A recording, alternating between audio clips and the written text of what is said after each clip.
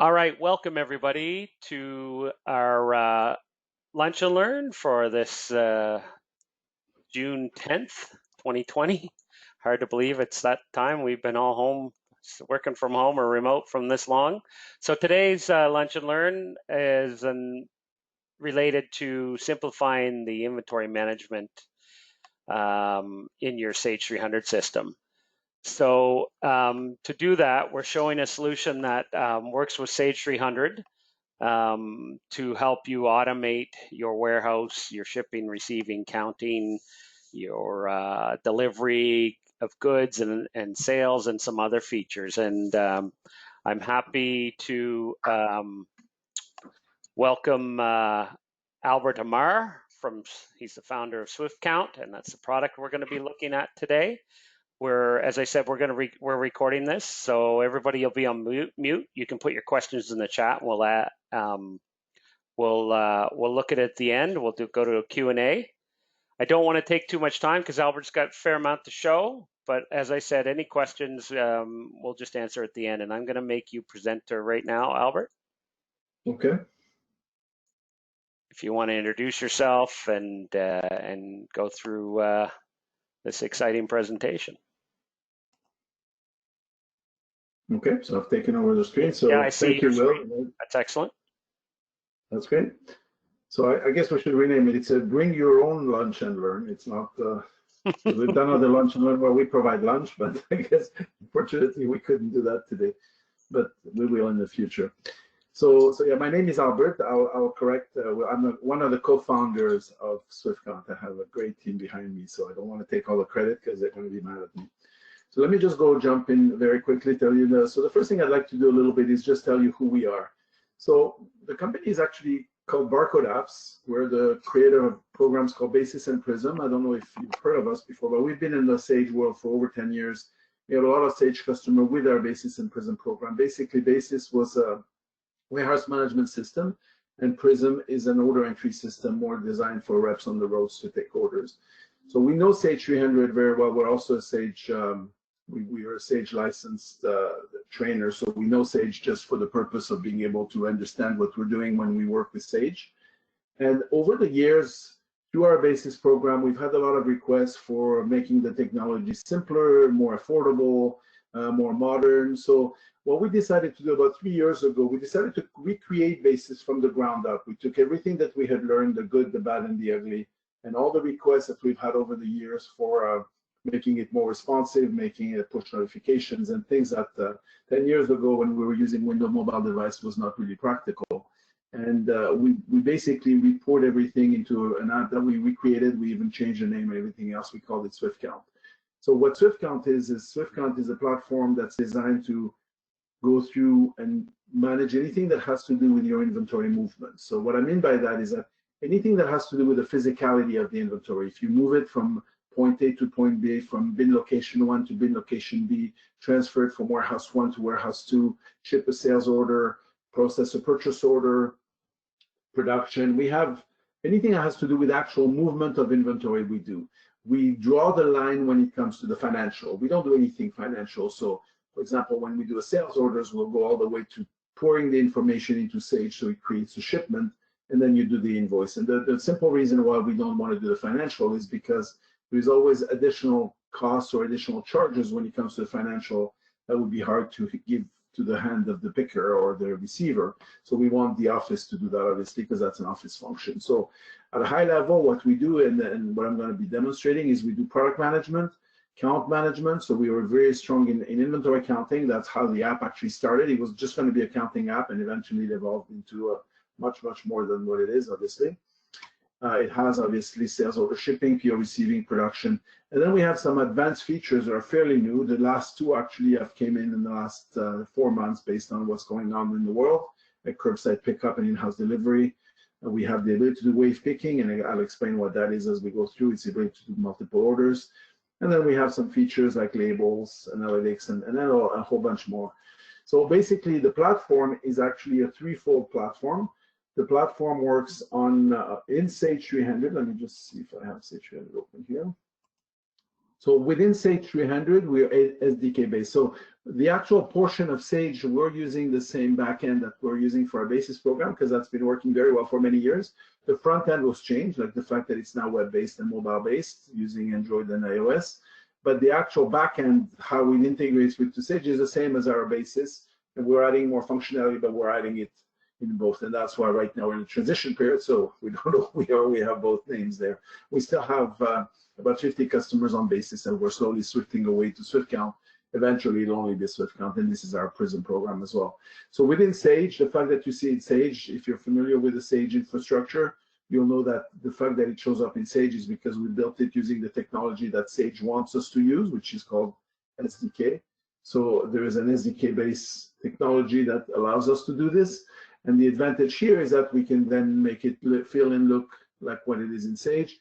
And then there's a lot of tasks within Sage that will allow you to automate things. And I'll come back here. What I want to talk about here is just a structure. So the first interface would be the interface within SwiftCount. The second interface is a web-based platform. The web-based platform is where you actually get visibility of everything. And then you have the mobile platform. And the mobile platform is basically about mobility and accessibility and transactions. So Sage is used as a repository of everything. That's where everything starts and ends. The web is where the program is visible and you can actually review what's going on. But the real action takes care on the mobile, and that's for the people in the warehouse or on the road to actually do stuff as they receive an order or ship or move products back and forth. It all starts from the mobile, goes to the platform and back into Sage. And obviously, if it's a document that starts from Sage, then it'll start from Sage, like a sales order or a purchase order. So the backend is very responsive and fully connected to Sage 300. Responsive means that you can use it on any device. You can use it on your phone, on your iPad or iOS or Android device. It installs in a few minutes because it's web-based. There's absolutely nothing to do on this end. There's a little bit of work to do on the Sage part, but compared to most applications, it's just a matter of running the Sage installer. And then you get full visibility at all time because every time something changes in Sage, automatically it'll be reflected both on the platform and on the mobile. The advantage is that there is no synchronization. There is no, we use something called push notification, which means that every time something changes, it gets pushed to all the players. If I pick an order, it gets pushed to all the other pickers to say, hey, I'm already picking that order, so that each picker can see what other pickers are picking. So the idea is that if you have multiple people picking order, they can see each other. That's one thing we didn't have in our basis program, and we've had a lot of requests for, so we've added it here. So what we like to say for SwiftCount is it's based, we try to provide mobility, visibility, and simplicity. If you compare it to a lot of the apps on the market for the Sage 300 world, we really try to make it a step away from that. We really want it to have a modern look and feel and modern technology to just give you the ability to do what you want. Works on Android and iOS devices, and you can use Bluetooth scanner or device camera. What I mean by that is these type of scanners here, which are just paired to your device, to your phone or to your tablet, can work. Or you can have something a little more rugged and a little more professional. Like for example, on the iOS side, this is an example of a Honeywell case in which an iPod Touch is inserted. They come in different sizes if you want it for an iPhone 8 or an iPhone 10 or whatever. But this is a pretty popular function because it actually has a 2D barcode on the top, so you can scan 2D barcodes, and you can also scan regular barcodes. And obviously it's an iOS, so you'll see all the functions that are normally on an iPod, but you'll see the app obviously there. And then you can also use it on Android. And again, on Android, it can just be a phone, or it can be a device that has like this kind of device here. This attaches to the back here and has a barcode scanner built in, so that you can use it with a trigger gun. Some people like that in the warehouse environment. This actually works really well. So that's basically what we've done. We've walked away from Windows Mobile because even Microsoft hasn't supported it in over 3 years. So we focus mostly on Android and iOS. Even some of the more rugged machines like the Zebras and the Honeywell, if you're familiar with them, the one that you're used to seeing in some of the bigger department stores, even they have gone to Android. The only iOS device use iOS, but Android, there's a whole slew of devices. So basically, the first thing I'd like to show is the product management. And what I'm going to do, I think, if that's okay with Will, is because we have a little bit of time, I'm going to jump between PowerPoint and the actual platform because I think PowerPoint is boring. I just like to have it as a framework so that you can see what I'm going to talk about. And then I'm going to do is I'm actually going to jump away from the PowerPoint and do some samples so you can see how it interacts with Sage, because that's probably something a little more interesting to see. Yes, So that's excellent, Albert. Thanks. good. Thank you. So what we mean by product management is the ability to manage the products on the portal. So let me just go to the portal. So what I'm just going to tell you what it says here. It allows you to view the details that come from Sage and then do transactions. Just like in Sage, we support serial and lot numbers. We support non-physical item. We support manufactured and kitted. We have the ability to do tagging, and we also have the ability to add custom fields. So this is the actual live platform. So if I go to the product, I'm also going to project one of my devices here. So this is an iOS device that I have in my hand. This is actually the Honeywell that I just showed you the picture of. Unfortunately, because I'm just projecting it using something like AirPlay, it just projects the actual device itself. It doesn't project the Honeywell scanner, but you'll see what I mean by that. So if I look at one of the items and I wanted to see what I have, for example, on this item, just by hovering over the number, I can see that not only I have a whole bunch of them, but I have it in different location, and I can always go into the view, and the view will actually give me a better idea of what the product actually looks like. So this information all came from Sage. I haven't done anything with that product yet, but from here I can already go and click on here and see that this product, I have it in multiple warehouses. We call them spaces. And then within the warehouses, I can also have them in different locations. So let me see if I have it in one of the locations in more than one. So right now, by default, when we first connect to Sage, what it'll do, it'll actually show us all the items within the one location. So if I wanted to move it to a different bin location, so within the same warehouse, multiple bins is not something supported by Sage. Sage does have a location field. Now, just to clarify as well, there's a little bit of confusion. What Sage calls location, we call warehouse. So a location in Sage is a warehouse. So when I refer to location, I come from the old world where location is actually a physical location. I think Sage calls that either a picking sequence or a bin location. So forgive me if I confuse you, because I do confuse everybody when I use that language. But just to clarify, when I say what we've decided to do because of the confusion between location and warehouse, and sometimes it's store, sometimes it's storeroom, we just decided to call them spaces because we didn't know how else to call them. So what a space would be within Sage would be the warehouse one, which would be the location one in Sage. And the default, because we have a certain quantity on hand and we first integrate it to Sage, that'll automatically come into SwiftCount into the default location. Now, once it's in that default location, then I have the ability to move it around fairly simply. So for example, what I can do, I can load a barcode here. We can print barcodes. So obviously, it would be preferable if your products were barcoded. I mean, obviously, for the purpose of the demo, I'm just going to use a barcode that's on the screen. But from that product, I could have clicked on open print option and print labels. But that's something that if we have time, I'll illustrate later. It's really not a big deal. It just prints on every label. But from here, I can so I'm holding the device in my hand, and I just scan this barcode. Just by scanning the barcode, automatically it goes to what we call the detail page. So it's showing me on hand, I have 718. If I wanted to see where they are, I can tap on location list, and it's going to show me all the locations where they are. And there is more location than what shows here. It's just that these are the locations that I currently have.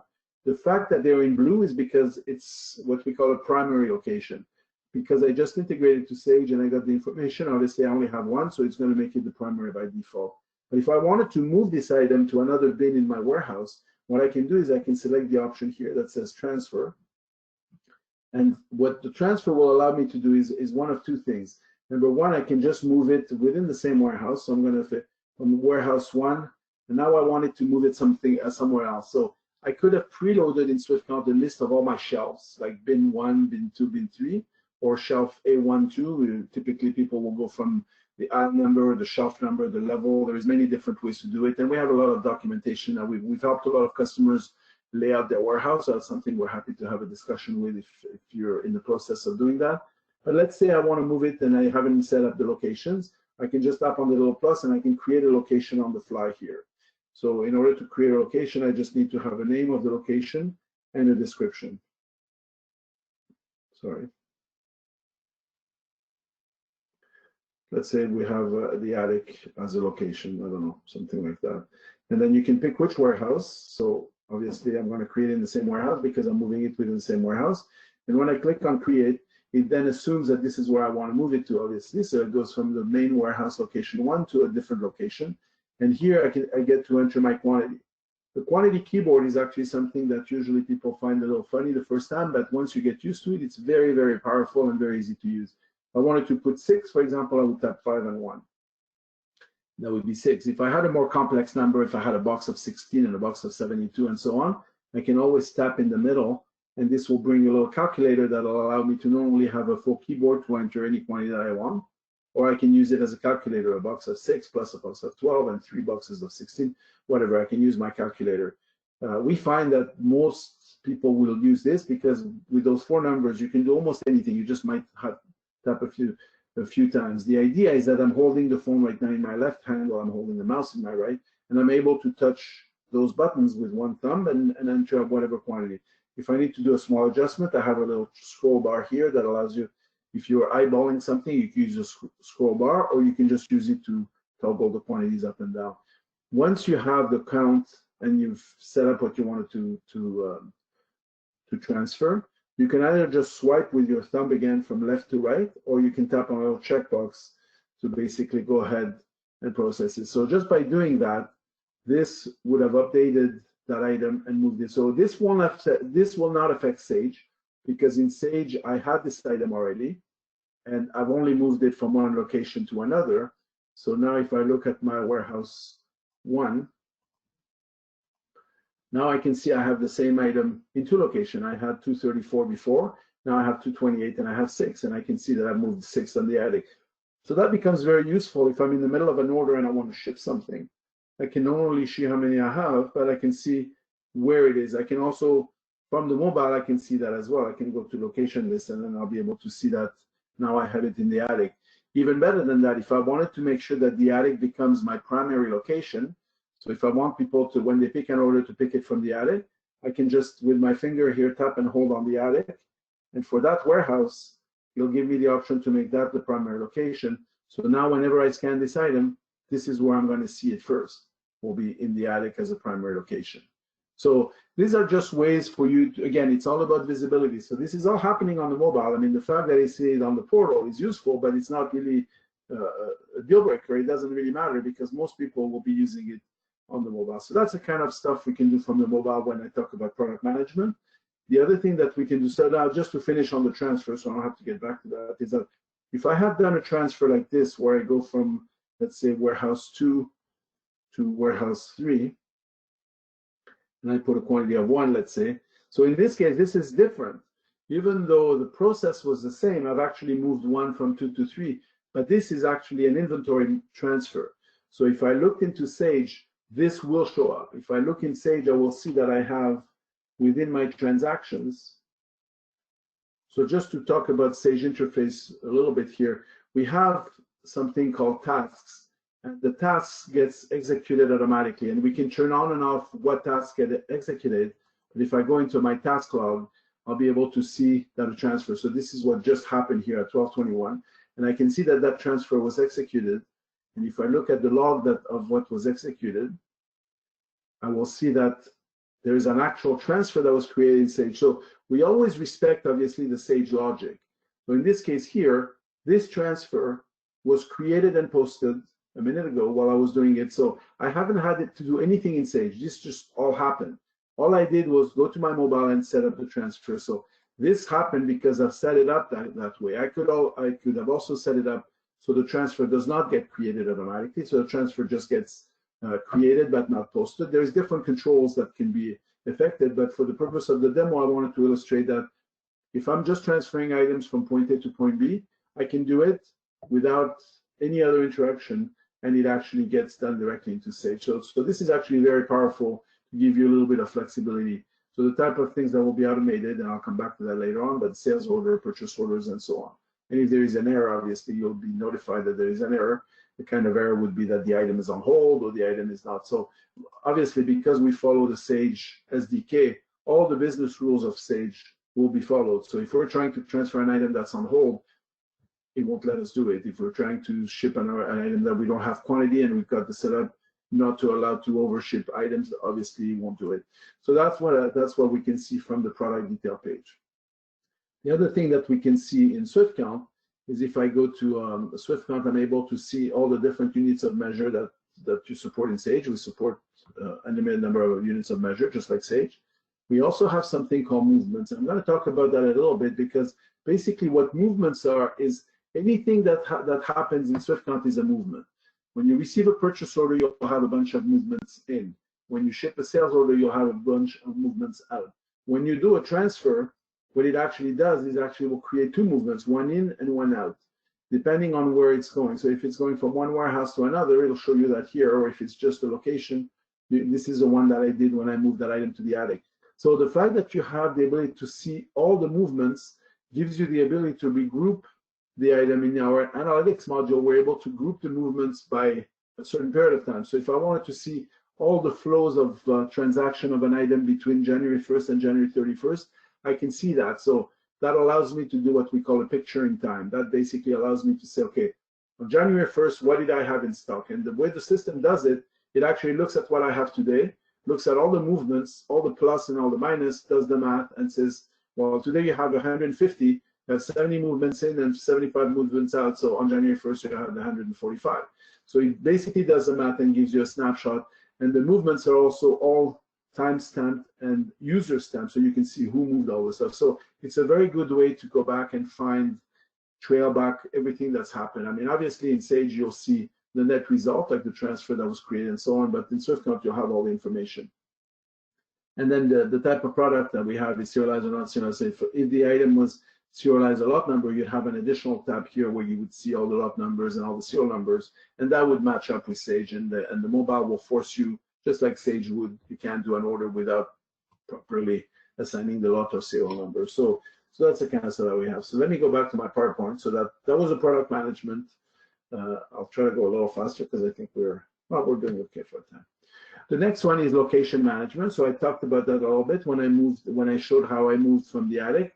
So the location management is basically the ability to create locations for your product. So if you were to look at it on the platform, there is a location module. And in the location module, I have the ability to upload the location. So typically, people wouldn't do what I just did, where I created a location on the fly.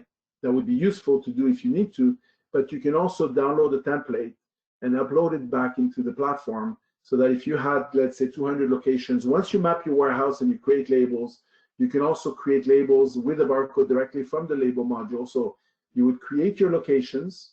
Typically, I recommend to do it on actual large piece of paper where you map up your warehouse, create all your locations.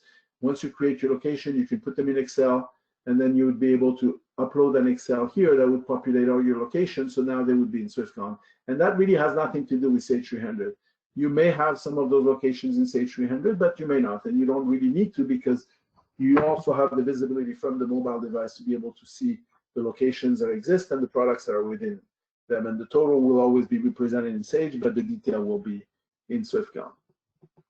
So the ability to have multiple location is really one of the reasons why people would use SwiftCount. If you want to have, there are other products for Sage that allow you to do the bin tracking, like Orkin bin tracking. It's a great product, but Orkin bin tracking is fully integrated into Sage, but doesn't have a mobile component. So in our opinion, the ability to have the mobile is actually critical to be able to see where stuff are. If needed, we can actually integrate SwiftCount to bin tracking, to Orchid bin tracking, so that you'd have the ability to view everything, not only in Sage, but also in SwiftCount.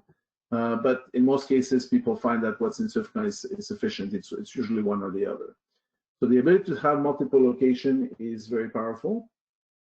And then the other things that have to do with location management, no limit to the number of location. Each warehouse can have its own location, so it gives you visibility. So if you're in the middle of shipping an order and you run out of something and you have more than one warehouse, from the mobile directly, you can look and see if another warehouse would have the product that you're looking for, so that you then initiate a transfer.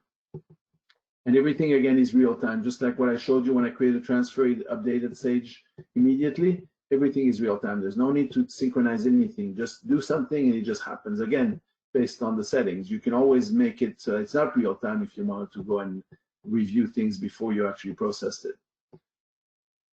We also have the ability to do mass transfers. That's something that you can do from the portal. So, and you can also do from the mobile. So what the mass transfer is, it's very good if you're reorganizing your warehouse. So if you pick the location and selected the mass transfer option, you would basically say, I want to move everything that's in that location to another location. So if you're reorganizing your warehouse and you wanted to move shelf by shelf everything from one bin to another, you can do a bulk transfer. So it's similar to a palletization, where you can put everything on a pallet, call it a location, and then move the whole pallet to a second part. So moving on. So the other thing that, as I said before, SwiftCount was originally created as an inventory counting app. So I'm going to do a quick demo of how the inventory counting works. And that's actually quite powerful in terms of how it's very simple to do a count in SwiftCount to allow you to adjust your inventory. So in this case, you have two options. Number one, you can create the count in Sage just like you would normally do. You'd go to physical inventory and create a worksheet, but you don't need to do that. One of the reasons that people would use SwiftCount is the ability to do what we call scattered counts. So in Sage, when you create a worksheet, you have to have a range. You can't just say, I want to count that product and that product and that product. It would actually be by category. It would be from that product to that product, or by segment, or you can pick always, but it's always by range. In SwiftCount, when you create a count, you can pick and choose what products you want to count, so that you can do what we call a verification count or cycle count. So let's call it demo count, for example. And here, you always have to select the warehouse. That's one of the critical things. Obviously, just like in Sage, you can't just create a count. You can create as many counts as you want, but it would have to be one per warehouse. You can pick and choose which users would do the count. So if you had a warehouse in Toronto and a warehouse in Montreal and you wanted to do the count at the same time, you can create the two counts and assign the Toronto count to the Toronto user and the Montreal count to the Montreal user, obviously. And then once you create the count, you have the option to say all or by category. So categories could be either a product category, or we have the ability to assign a priority as a category. So some people like to do the 80-20. So items that are in category 1 would be the 20%. Those are the ones that move faster. So you can say, I want to do a count just for my A items or my B items, so that you can just focus on the ones that are faster moving. Or it depends how you set up the categories. Or the categories could be vinyl products, wood products, and so on. You can also do it by location. So a count by location would be a specific bin location to do an adjustment. That's a little bit very specific. You have to really have a good location tracking system in order to do that. But the one I want to demo is a custom one. So when I go to custom, basically, it's going to just show me all my items. And I can say, okay, I want to do all my lamps. So my lamps could be in different categories in Sage. It could be different part number. No, we have one. Let me just try to find something I have a little more. Maybe fluorescent. No. Yeah, okay. I have a few fluorescent. So these are two different products from two different range of items. And I can just, by putting that, I can select those two items.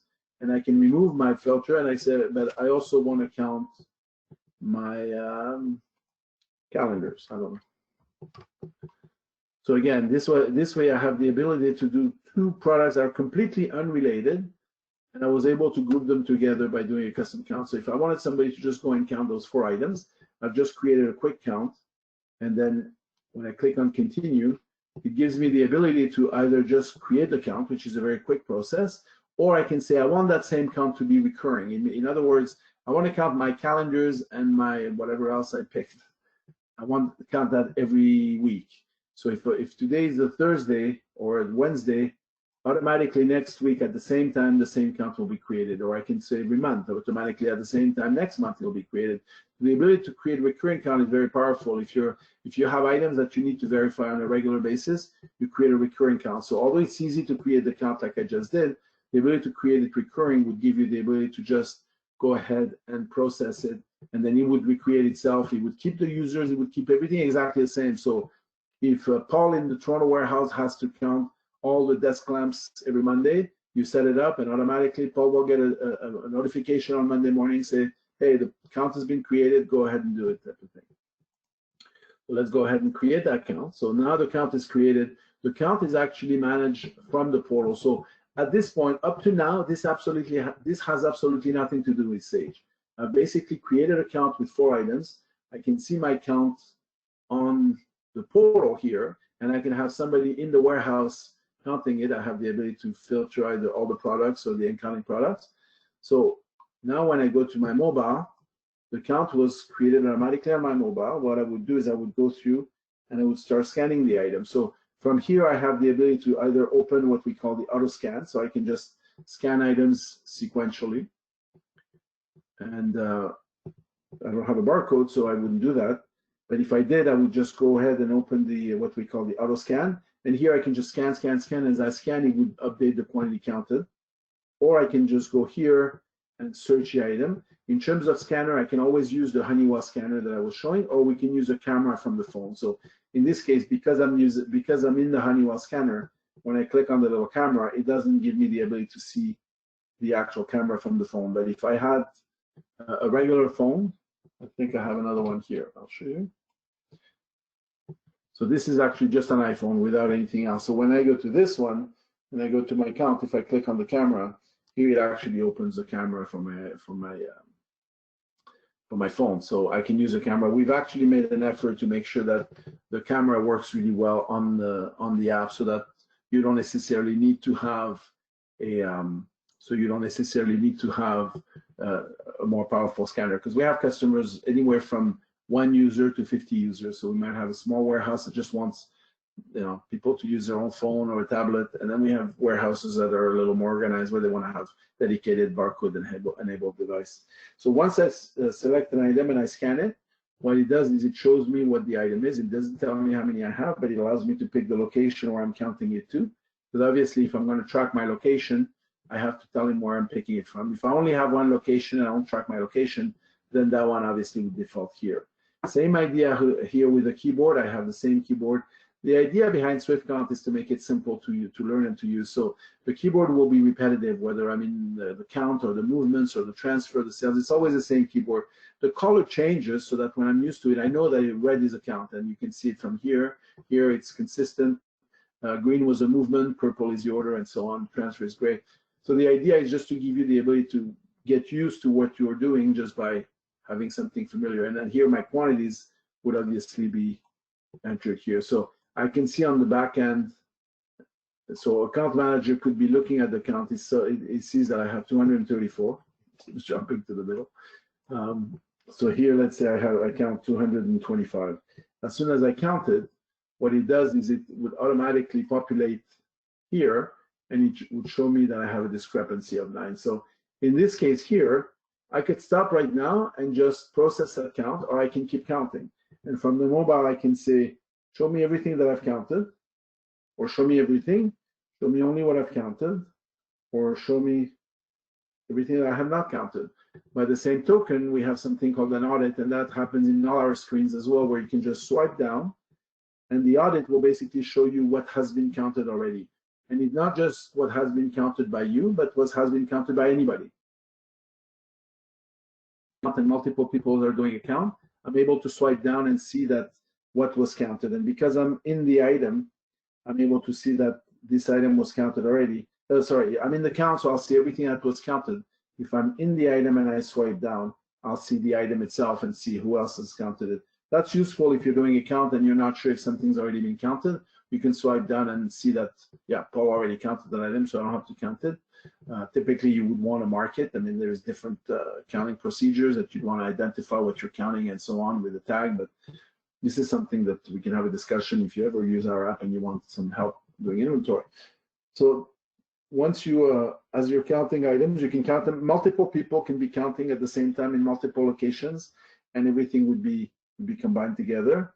So if I count my item, I have to pick a location, and as I'm counting, it's just going to go through. Once I'm finished and I click on process count, I have the ability to just ignore the items that I didn't count or zero them out, in which case whatever I didn't count would come into Sage as a discrepancy. So what would happen here, this would create an adjustment in Sage or in the worksheet to show that I'm short 9 of this one, I'm short 134 of this one.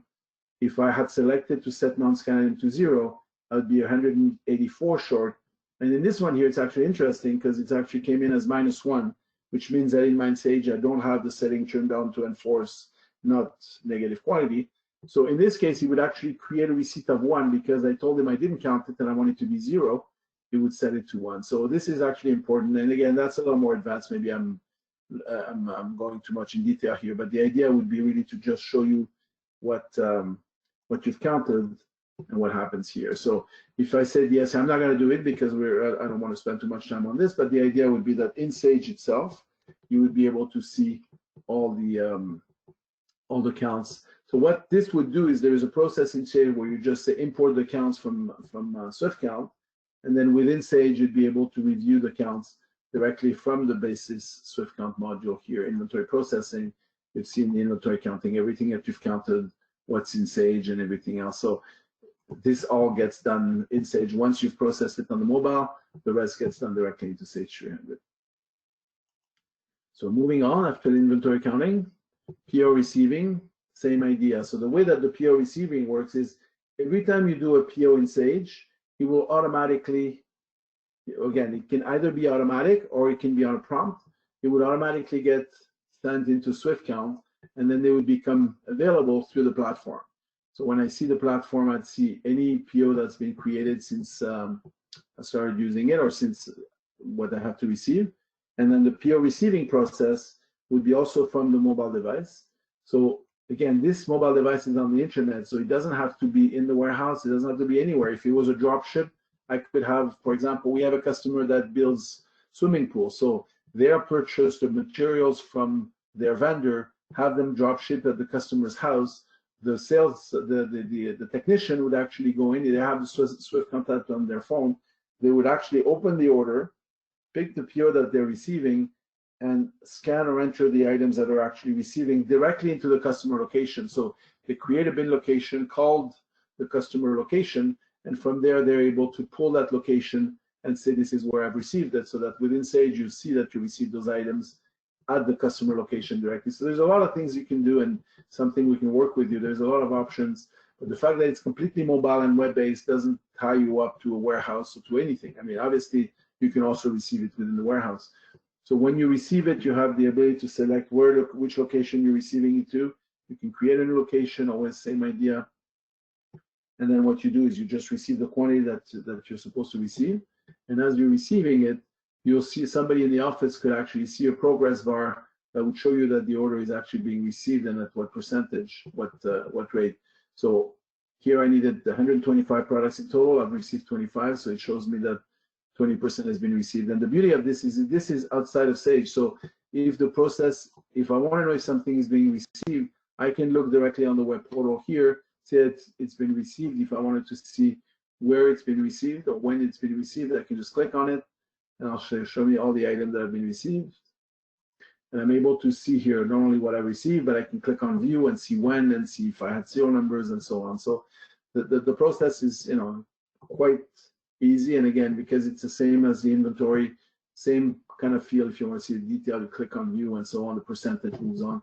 So it's just an easy way to receive the order. Now, in this case here, I'm receiving items. I'm not going to receive it because there's 100 of them, but I'm receiving items that are serialized. So what I would do here is I would actually receive a serial number and add it to the system. And for every serial number that I receive, it would automatically add one. Because it's serialized, there is no option. I can also scan the serial number if I want with my camera. But because it's serialized, there is no option to enter a quantity because by definition, every serial number is unique. So you can only have one of each. If it was lot numbered, I would enter the lot number and then it would prompt me to enter also the quantity, and we have the option to also enter an expiry date. But because the item is serialized in this case here, I'm only going to receive the one. So just to make it simpler, I'm receiving one. So it's going to show me on the back end that I received the one and so on. So the idea when you receive a purchase order is as soon as you process the purchase order, now you can process it from the mobile or you can process it from the desktop. So if I process it from the mobile, what happens here is that it's going to give me the option to leave the order open. I did it all too fast because the order is actually, even though it's processed, I haven't received it completely since I only received one of my serialized items here. But what that would do is that would actually go into Sage and create a receipt for that order. And again, all I had to do was just do it on the mobile device here.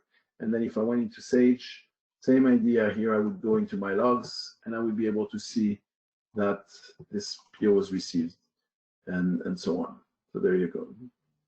It takes about a minute to come in, so it's just waiting for it, but I'm not going to spend too much time on it, just to give you a sense. So the idea is that the purchase order will create a receipt, then the receipt has to be posted in Sage. There's additional charges, that's all done in Sage. As I said at the beginning, we don't do any financial transaction as far as Sage is concerned. Now the other thing that, go back to the PowerPoint. So from the PO receiving, we can also receive from the desktop. So the beauty of this is, as you get a lot of orders, you can actually see a progress bar directly from the web portal where you can see everything. One thing I didn't mention is that you can also have pictures for your products. Those would not come from Sage. You upload them directly to SwiftCount. We also have on the purchase order the same thing as I mentioned on the inventory, where we can just scan the items sequentially and it'll just show us a progress bar. So the idea here is if you receive a bunch of stuff and you don't have to go and find it, you just scan, and that's actually a good way to verify that you're receiving the right item. If you have a wrong item, the whole thing will be red and make a funny noise, so you know that the barcode doesn't belong to that order. And then the processing can be done either from the portal or from the mobile. We also have the ability to receive the order directly from the portal if we wanted to receive it all into a QA location, for example, and then transfer it over to the proper bin. So there's many different options here. And just like on the inventory, we have what we call cross-device visibility, meaning that you can have multiple people picking an order at the same time, and then each user will see each other. So I'm going to move on. So we have 15 minutes left. So I'm gonna slow down a little bit on the demos because there's a few more things that I want to touch. And if I have time, I'll either answer questions or demo more, whatever. So the sales order is exactly the same process. So I'm not going to illustrate that, but it's exactly the same thing. The sale would come created in Sage, and the Sage will get exported to SwiftCount regardless. So it could be a sale that you actually create and you get prompted you want to export it and you say yes, or we can have that automated so that any sale that comes in from a web store, for example, or if you're connected to Salesforce and you create your sales in Salesforce or any other device. You can even create sales in our Prism program that get imported automatically. All those sales, we're using something called subclassing, which means that everything that happens in Sage under the carpet just flows over to SwiftCount, again, based on the settings. So the sale is the same idea. You'd have your sales, they would all go to the portal, would all get imported automatically. On the mobile, you can either 3 ways to load them onto the mobile. You can click on the little plus and select the sale that would be pulled from the platform. You can assign the sale to specific users. So from the platform, you can say, I want Paul to ship that one and Joe to ship that one and so on. Or you can just scan a barcode and it'll bring in the sale. Once you bring in the sale, you'll see all the detail from the sale. Scan or tap on the item. Same idea, you can scan, or you can pick an item, see a picture, you'll see where it is, which location, and then you'll select the quantity that you enter. Same keyboard, same familiar everything. And then when you hit process, the only difference here is when you hit process from the mobile or from the portal, what it'll do, it'll create the shipment in Sage. So in Sage, you have the ability to create the sales order, which becomes a shipment, which becomes an invoice. We take it all the way to the shipment, and then the invoice gets created in Sage, where you can add additional charges like shipping and so on.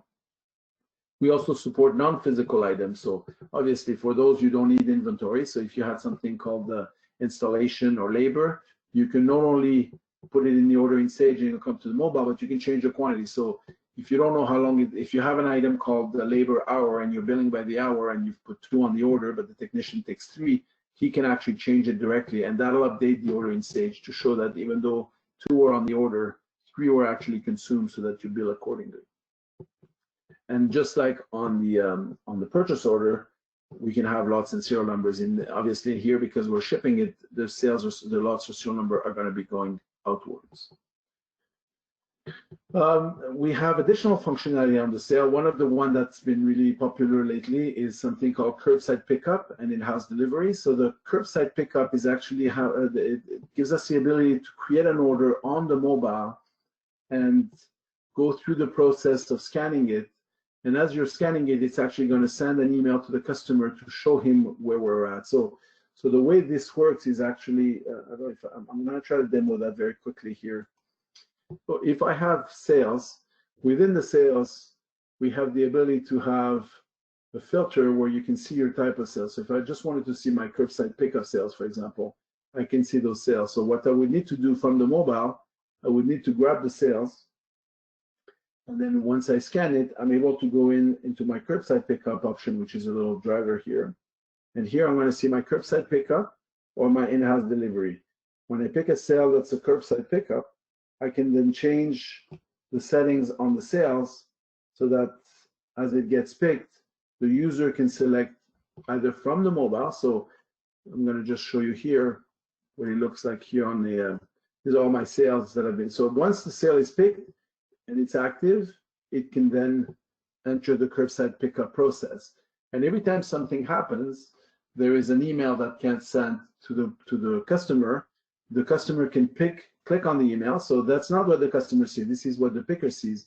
But what the customer would see is an email that would actually show him all the details of the sales, and they can click on an icon, which will take them to some kind of a little scroll bar, and they have the option to say, okay, I'm ready to pick it up. I'm driving a red Mazda truck, put it in the trunk. So this is actually the customer giving us this information to show us that this is what it is.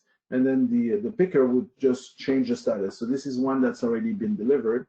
If I pick one that hasn't been delivered, it would have to be moved through the process where it goes in different stages. So the first stage is to say that, to tell the customer, we started picking your sale. The customer tells you, saying, thank you, I'm on my way. And as you go through the process, you can see the different statuses directly from here. And at every single step, the customer gets an email. The customer is able to respond to the email and give information like the one I just showed, where you actually show that the customer is on his way and what he's driving and where he would put it. So the ability to do that is actually quite powerful, because now we can eliminate the reasoning of not knowing where your order is.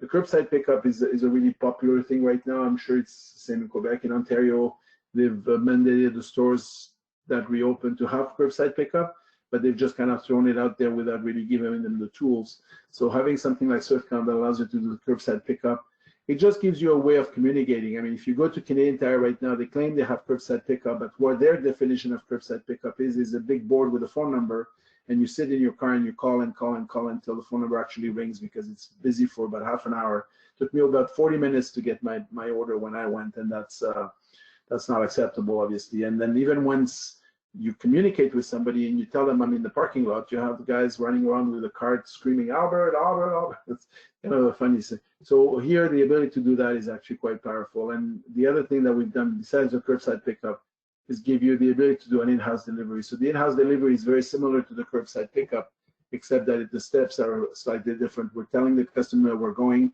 Customer has the ability to give us the instructions. Yes, leave in the back door, leave in the front door, leave in the mailbox. Nobody's at home, whatever. And then when the driver actually delivers it, he can change the status on his app to show that it's delivered. And he can also change the status, and he can take a picture of the box by the door if you wanted, just to prove that it's delivered. So very powerful and very useful. And all that information gets kept within the platform. So that's the sales order module. There's a bunch more stuff, but I'm not going to go too much in detail. So these are the different sequence of email that gets sent. Some additional functionality I'm not going to cover today. We do have a production module. The production module does not tie with the Sage production module, so you can actually produce items in Sage, and what it'll do, it'll just update the inventory, remove the raw materials, and create the finished product. We do have an integration to the Sage assembly module, and one thing that we've done with Sage, which is actually very popular with a lot of our customers, is the ability to create what we call bulk assemblies. So within the inventory, you can actually scan items from the mobile, and what that'll do is that'll list it all in an assembly module where you can just build them all at once. So if for whoever uses the assembly, I'm just going to touch that very quickly because that's a big improvement. You know that when you do an assembly in Sage, it's one product at a time. So if you're creating 10 items, you have to create one assembly for each and manually go in and assemble it. This gives you the ability, if you create 10 items, to just scan the 10 items, and then you can also turn it on automatically that all those 10 items will create the assembly automatically, consume the raw materials, update the finished product, all automatically within Sage. So if you're building stuff, you're not even using the production module in SwiftCount, you're just telling the system, I've built those 20 items. the automation of the assembly will just allow you to just build them all at once. So this is, we've had customers that buy the product just for that, because that alone will pay for the product. It's actually very powerful to not have to create assembly. We have a customer that has a plant in Alberta where they make everything, and the head office is in Toronto. So they had a person full-time in Toronto just receiving all the assemblies and building them. Now the plant in Alberta could just scan as they're building it, and it gets built automatically. So that's quite powerful. Label, we can print labels for products and location, and we can print labels on Avery labels or on a Zebra printer. We do have custom field and limited number of custom field that you can add to any module within SwiftCount. That doesn't really tie in with the custom field in Sage. It's more something that's separate. We have picture attachment to all the product. We have a very tight user control, so we can control what users see and do. We can even control which locations user can see and do. So for example, if you had a plant in Montreal and one in Toronto, you can make sure that the users in Toronto only see the stuff from Toronto. They don't even know that the stuff in Montreal exists, and so on. So you can pick and choose not only what location the user assigned to, but you can also pick and choose what the users can see and do. We have tagging functionality, so you can actually tag to you can add tags to the products besides custom fields. So you create the tags, for example, a tag that would be waste or QA, you can attach to a product so you can review it later on. You can have products. We do have a bridge to Shopify.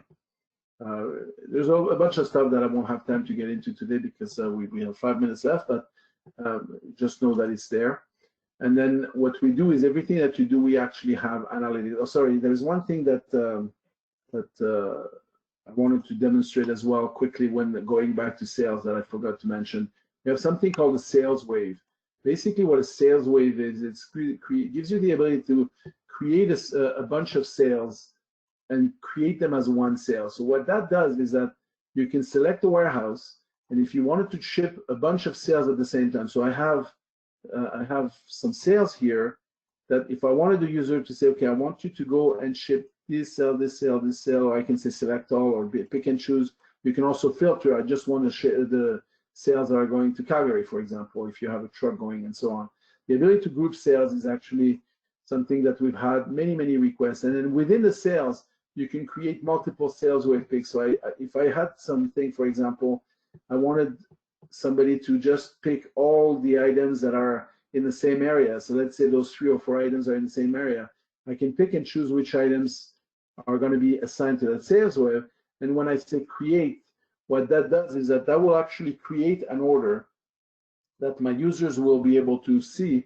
So there will be one order that called a sales wave where all my products are grouped together so that they can actually be picked at once. So if I have 5 or 6 orders with items that are at the other end of the warehouse, like for example, if you sell larger items, like we have a customer that sells mattresses, so they're going to group all the type of mattresses together in a wave so that when you go and pick them up, you may pick 10 mattresses for 6 different orders, and you'll be able to pick and choose, but it'll actually map the warehouse wave so that you can actually just go and pick what you're creating, and that will create an order on the mobile that looks very similar to the PO that I showed you or the sales order. As far as the mobile is concerned, you just go and pick all the items. The last step would be to obviously attach those items to the orders so that if you needed 3 and you pick 3, then it'll automatically be assigned. But if you short ship or over ship, then there's a process that will ask you to be a little more specific. And I can see that we're very low on time, so I'm just going to talk quickly about the analytics. That's part of the process as well. As you build information, you'll see a lot of stuff that's really powerful. And I'm going to stop because I know that I have 2 or 3 minutes left, and I really appreciate you guys have been very quiet and very good, although you're muted, so that's why you're quiet. Thanks, Albert. Yes, they're muted, but there are a few questions. But just on that wave picking, you could use that, for example, to put a bunch of orders on, say, a truck and deliver those orders. Can it be delivered to different clients? Yes, yeah. Basically, wave picking is the ability to group orders together, and then it's more for the picking. So it's not on the delivery side. The delivery, you could use the delivery option, but when you're picking it, the whole idea of the wave picking is to be able to pick a bunch of orders at once. Right, and then you could say put them in a location, which could be, for example, it's actually telling you which location to which location. This was actually a good example. We have a customer that sells tennis equipment. So They do about 500 orders a day selling tennis equipment. So it could be a small order as small as a pair of shoes, and another one could be a tennis racket. So if you're selling a pair of shoes for $80 and somebody has to go to the other end of the warehouse to pick it up and put it in a cart and come back to ship it, it takes you half an hour. You've lost money on that order. Right. So what they do is they group all the orders that have shoes together, and they'll send one picker to go and pick 60 pairs of shoes for those 22 orders. Right. So they get all picked at once, all get assigned to the order. Then you may have a different picker for the same wave of order, but that'll pick the tennis rackets. Okay. And then they'll group them together. So it just gives you the ability to go and in a wave pick all the items you need for a bunch of orders. Okay. And then you still have to separate them and package them per order, obviously. Right. Okay. No, I just wanted to clarify that because there is also, like you said, the delivery side where you can use it for the truck delivery. Yes. I do have a delivery. Sorry, go ahead. No, you go ahead. I was just going to say, yeah, there are a few questions and we're running out of time here, so I want to be cognizant. One question, Albert, was what about different languages? Do you have the ability to have different languages aside from just an English interface? For French, English, and Spanish. Sorry, can you go through that again? French, English, and Spanish. Oh, very good. Okay, so you could change the UI there. Okay. You can change your UI and make it look by user. Great. Not by user. It's for the platform. Okay. It's not by user. Okay. It's for the platform. On the mobile, it could be by user, but on the platform, it's.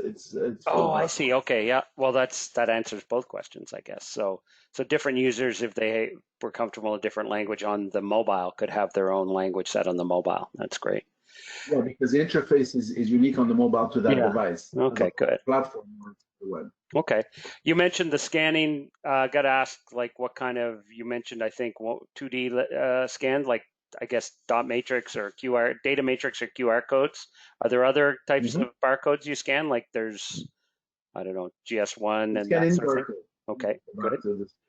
Depends on the type of scanner that you have. If you have a linear scanner like these ones, you'll only have, that's called the 1D barcode. Right. But there's QR codes, there's 2D barcodes, there is UniBarcode, there's any barcode is scannable. It all depends on the device. The Honeywell device that I'm holding in my hand right now, that'll scan anything. That one I think is only 1D or 2D, but again, depending on the barcodes that you have on your product, it's just a matter of making sure we select the right option of hardware. Okay, and the communication between SwiftCount and Sage 300, I know you showed the module, but how is that? Is it IAS or something that it's communicating with? No, so basically the way it works with between Sage, there is actually a little service that's running in the background. Oh, okay. Yeah, there's a service that you can go and stop anytime you want. So basically, when the service is running, it's all silent. So the only thing you need to do is just configure it. What is a Sage database? What is a web SwiftCount server? And then get it started. And there is a whole bunch of logs of if there is anything that goes wrong. But yeah, it uses a service. It doesn't use web services. Oh, okay, good, okay. It's all API.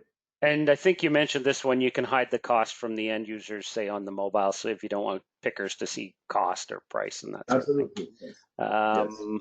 How does it compare with the other kind of warehouse management automation systems that come with Sage 300? I would say it's day and night. Our basis program is probably more comparable to what's out there. The technology is a little bit older. They use some of the bigger scanners, more DOS-like looking interface. This is really designed, it was not designed for Sage. That's one of the advantages. We did have a program that worked well with Sage, so we're very familiar with Sage, but this was originally designed to be with any program that's API-based. We integrate also with stuff like Shopify, QuickBooks Online, Xero, so it integrates with a lot of other API-based programs. So I would say it's very different from Sage. It's also, when we will share the pricing, you'll see that the pricing is very reasonable because it's actually not a complicated program. It's easy to implement and it doesn't need to cost a lot. So the one thing that we always clarify is we don't do everything that, for example, an Accelos do. Accelos is a very big package, very good for a lot of things, but we're talking day and night in terms, you're comparing a bicycle to a truck, basically. They both will get you there, but if all you need to do is go to the street corner, you just need the bicycle. Yeah. So it's hard to really compare. I would say we're basically, I think in the Sage 300 world, we're fairly unique in the way we operate and the way we do things. Okay. One last question. When you mentioned about taking a picture when you do delivery, does it track the user and their location and date and time? Can you call that up if you need to? It'll track the user and the date and time. It does not track the location. Okay, so no G. Yeah. Okay. So Yeah, but actually that's not a bad idea. And but one thing you'll find with SwiftCount is we were very aggressively adding features. We do have the geolocation on our Prism app mhm, because it's based for the reps to take the orders. right. So we do know where the orders have been taken, and you can actually go on a map and see it on the Google map. So it wouldn't be that hard for us to add that. We just didn't think about it, but that's a great idea. Okay. It's just, I guess, like, the date and time stamp the driver delivered, aside from taking a Yeah, picture. I'm going to make a note of that. I think it's Oh, a good idea and add it to the to-do list. well, okay. Well, that's pretty much all the questions. I want to be cognizant of anybody's time. If there's any other questions, I'll give you a second here. You can put it in the chat. But Albert, I do want to thank you. It's been very interesting seeing, your new product. Again, I've known you for a long time and I've seen the other product, but I agree with you on the side where it's different. One, because it's completely web-based with the synchronization happening in the background to Sage 300, but you've also got features, added features we can use in synchronized to Sage 300, but expanded on in your app. So I think it gives people some more flexibility to do more things with their deliveries or their inventory management, their counting, their locations. I think it's very exciting to see. And so, and I will be sending out the recording to everybody that attended and registered. And we can, if you do have discussions, as Albert mentioned, we can talk about costing and what's required to set up and that sort of thing. And if you need your own demonstration, we're happy to walk through that with Albert. He's very flexible at doing that. So I don't see any more questions now, except some thank yous. And I'll just say thank you very much again to Albert, and please be in touch with us. I'm just going to switch over here. So I'll take the presenter back, Albert, and I'll just put up my info here. And I need this slideshow.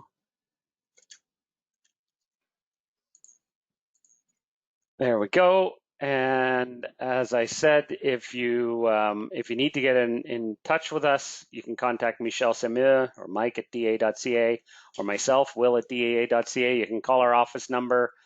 We are answering the phone. We do have somebody in the office or at remote answering the phone during this pandemic. And as we start to open up here in Ontario, at least, more and more will be back in the office. But as always, we're here to help, and so is Albert. So thank you again, all, and we look forward to talking to you in the future. Thanks, Albert.